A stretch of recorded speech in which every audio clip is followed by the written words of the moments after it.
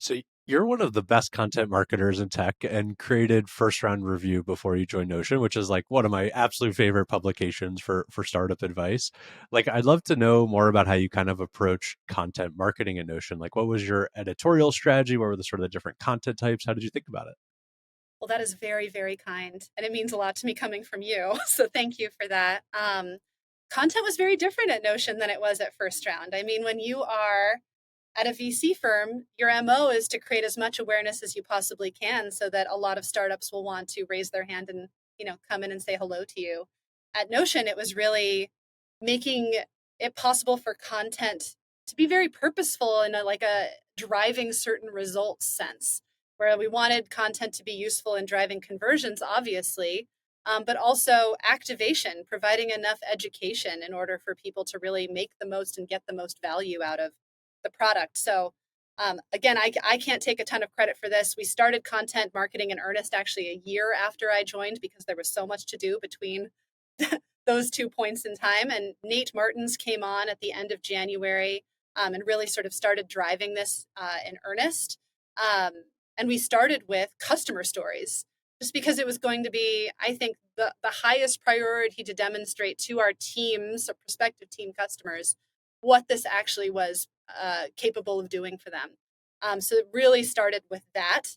And then dual investment in all of this user education. So starting to create tutorial videos and written guides and using our templates as sort of centerpieces and unpacking how they worked and why they were so good in ways that other people could then sort of graft to their own organizations.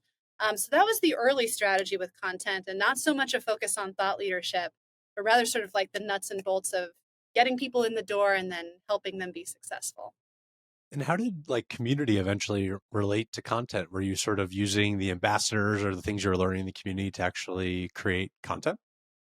Absolutely. And I think that content and community, honestly, among the all the functions inside of marketing, they're capable of forming this incredibly virtuous cycle where the community, so many stories are being generated by them about how they're using things, what that's made possible in their lives. How can we use social media and storytelling to amplify those experiences? And then at the same time, all this content that we create, can we share it with the community in a way that makes them excited to go out and share it with even more people? So I think they were such an excellent distribution powerhouse for us. So thankful for that. But at the same time, like we were constantly looking for these sorts of anomalous or fun stories of what Notion had done for people that we could then tell through various means.